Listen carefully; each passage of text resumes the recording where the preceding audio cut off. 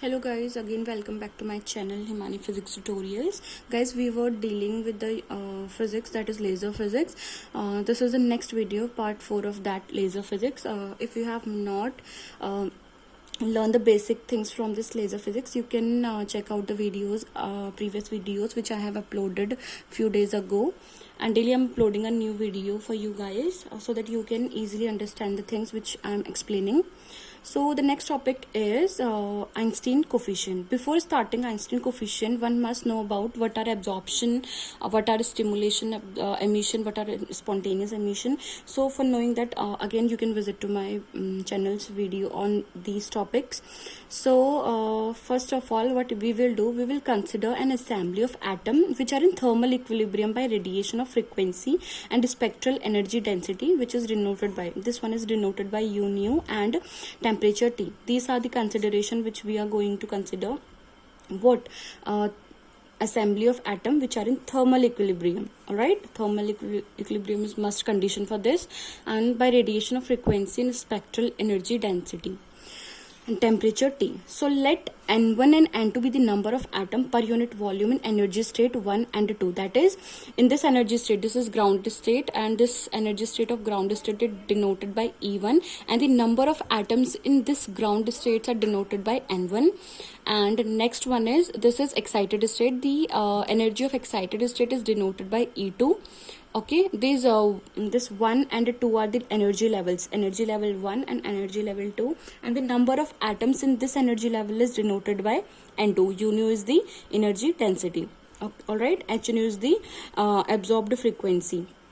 Then after considering these two, we will consider that at any instant E1 and E2 be the energy of this energy levels. Okay, and let an atom in lower energy state can absorb radiation and get excited into higher energy state E2. This is the basic thing which happens during all the transitions, that atoms in ground state absorb some amount of energy and transit to the excited state, goes to the excited state. So this process is known as absorption, when this amount of energy is absorbed by the atom in ground state. So we have to consider this situation also. Again, the rate of absorption could be proportional to N1.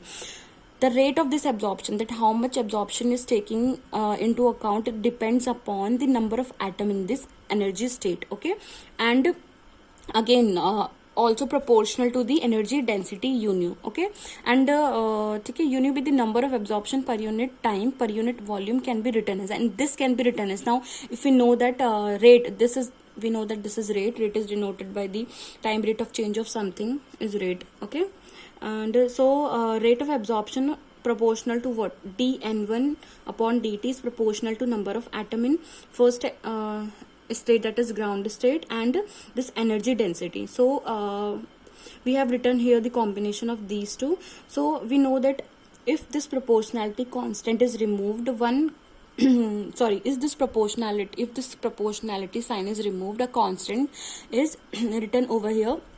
So B12 is the constant of proportionality, and it is known as coefficient. Okay, Einstein coefficient for absorption. This is for Einstein coefficient for absorption, because first step is only for the absorption. That's why it is the coefficient, Einstein coefficient for absorption.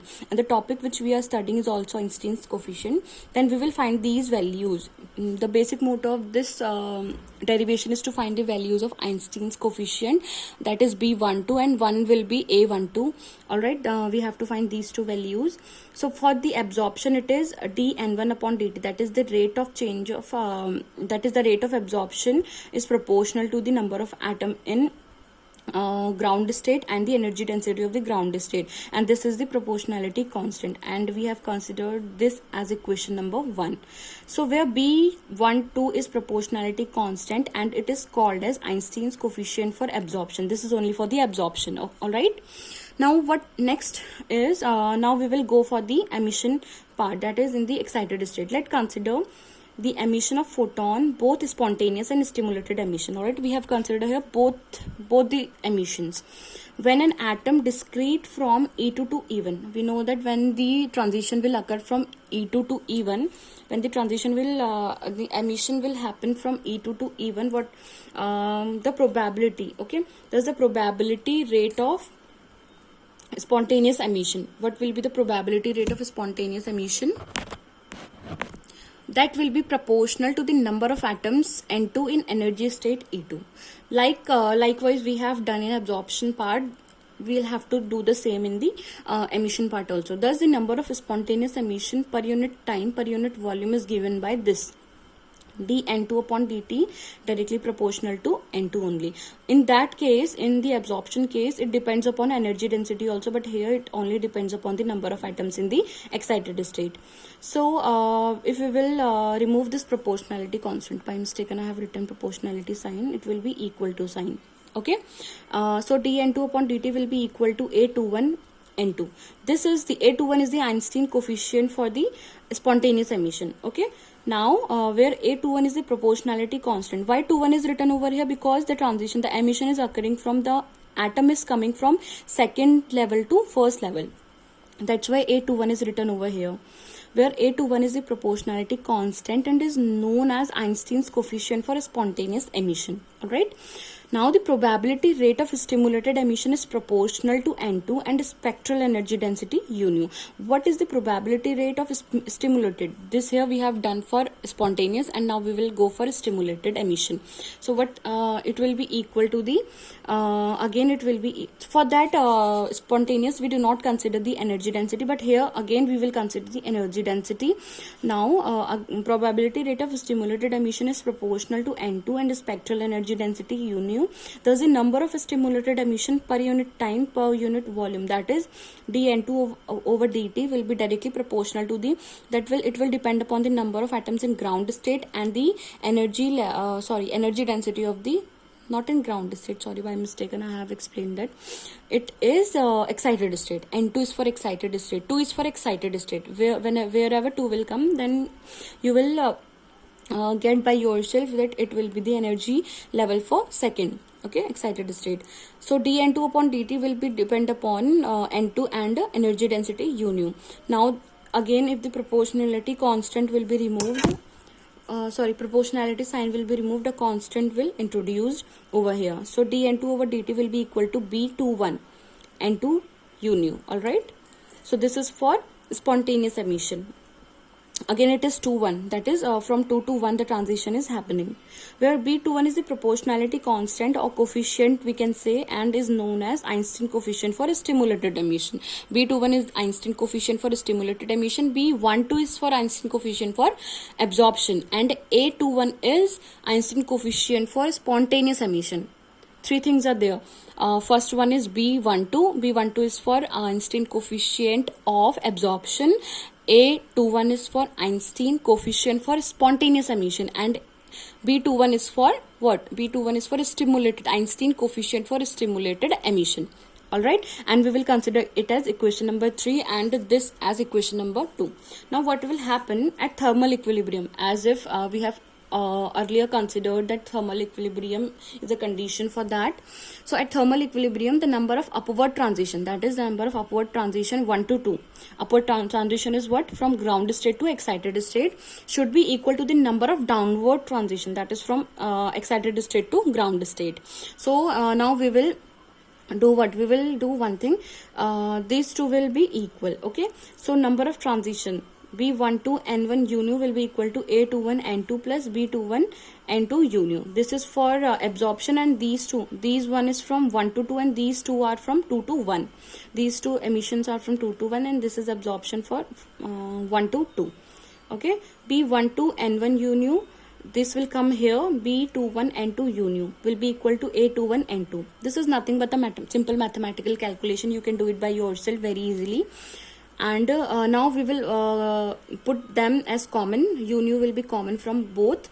So U nu will be equal to B12 into N1 minus B21 into N2. Okay, and this will be like this. So U nu will be energy density. This is nothing but the energy density.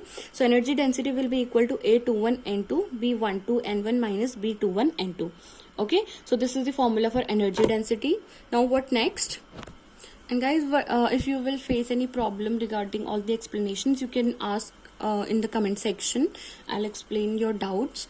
And now again what happens, we have found out the energy density. Now we will consider the energy density by Planck's radiation formula also. So by according to Planck's radiation formula, U nu energy density is equals to 8 pi h nu cube upon c cube multiplied by 1 upon e raised to the power h nu by kt minus 1.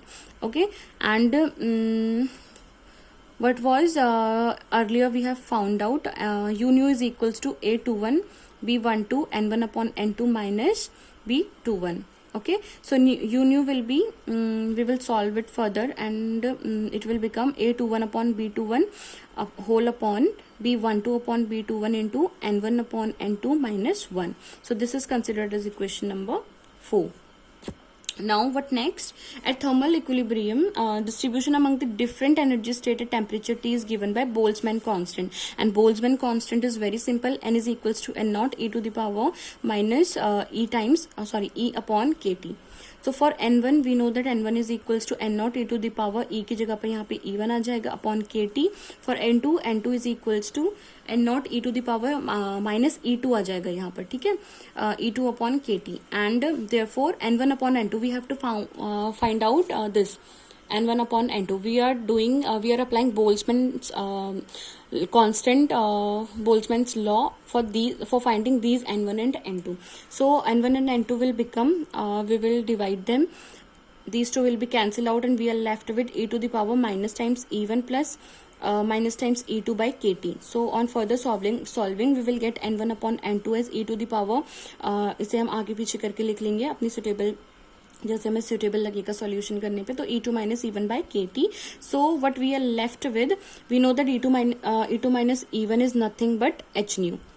ठीक है, h nu is equals to E2 minus E1. This is the difference between two energy states which is equals to the number of frequency. ठीक है, h nu by kt. So n1 upon n2. अब हम इससे क्या करेंगे, हमारी equation number 4 पे substitute करेंगे इस वैल्यू को. ठीक है, इस इक्वेशन में हमने n1 upon n2 की वैल्यू रखनी है. तो देखते हैं क्या होता है हमारा नेक्स्ट. अगला जो हमारा इस पे स्टेप होगा, u nu will be equal to n1 upon n2 की वैल्यू हमने रख दी A21 upon B21 B12 whole upon B12 upon B21 into e to the power h nu upon kt minus 1. This is considered as equation number 6. यहाँ हम इसे rearrange करके लिख सकते हैं. U nu energy density will be equal to A21 upon B21 into 1 upon B12 upon B21 into e to the power h nu upon kt minus 1. So this is the formula for spectral energy density of radiation of frequency nu in thermal equilibrium with energy state 1 and 2 and constant temperature T. Okay, it must be constant with black body radiation. Here compare with the Planck's radiation formula. The Planck's radiation formula is, we know that u nu is equals to 8 pi h nu cube upon c cube 1 upon e to the power h nu upon kt minus 1. This is considered as equation number 7. So on comparing these two equations we get B12 upon, देखिए ये बहुत ज़्यादा important step है, इसे ध्यान से देखिएगा. Compare करना है हमें किस किस को, इक्वेशन नंबर 6 को और इक्वेशन नंबर 7 को. ठीक है, तो इक्वेशन नंबर 6 में हमारा देखिए यहाँ पे जो जो चीज़ें हमारी कॉमन आ रही है उन्हें हम बाहर ले लेंगे इन दोनों को कंपेयर करने के लिए. सो यहाँ पे से हमारी जो B12 और B21 की वैल्यू है वो हमारी यहाँ पे से कितनी आएगी, कुछ नहीं है, तो यहाँ पे हमारी वो वैल्यू क्या आएगी, 1 आएगी. ठीक है, यहाँ पे से हमारी कंपेयर करने पे B12 और B21 की वैल्यू 1 आ रही है, तो यहाँ से B जो 1-2 है वो होगा हमारा B21 के इक्वल होगा. Okay, Einstein coefficient for that absorption and stimulated emission will be equal. This is considered as equation number alpha. So again from 6 and 7 we know that A21 upon B21. Okay, A21 upon B21. ठीक है, इसका जो value है वो होगा हमारा, देखिए वो वैल्यू हमारा होगा, क्योंकि B21 और B12 हमारा इक्वल है तो इन्हें हम अगर रखेंगे वैल्यूज को तो ये दोनों कैंसिल आउट हो जाएंगे और हमारे पास ये सिर्फ बचेगा 1 upon e to the power h nu upon kt minus 1. ठीक है, तो 1 upon e to the power h nu upon kt minus 1 का जो कोफिशिएंट है वो है A21 अपॉन B21. ठीक है, और इसी तरीके से इस इक्वेशन से भी देखिए 1 upon e to the power h nu upon kt minus 1 का जो कोफिशिएंट है वो है 8 pi h nu cube upon c cube. तो ऑटोमेटिकली जो हमारा A21 अपॉन B21 है वो किसके इक्वल हो जाएगा, वो हमारा इसके इक्वल हो जाएगा। ठीक है, तो हमने वही चीज यहाँ पे लिख ली, A21 upon B21 is equals to 8 pi h nu cube upon C cube.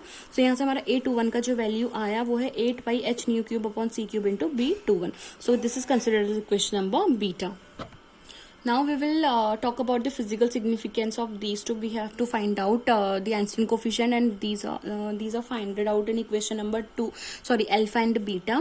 So from equation number alpha, concluded that the rate of stimulated absorption B12 equals to the stimulated emission B21.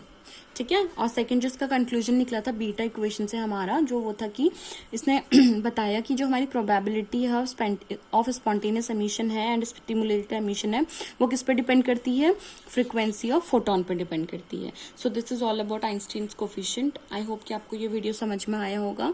अगर आपको समझ में आया है और यहाँ तक आए हैं तो होपली आपने ये वीडियो मेरा एंड तक देखा, उसके लिए बहुत बहुत थैंक यू आपका।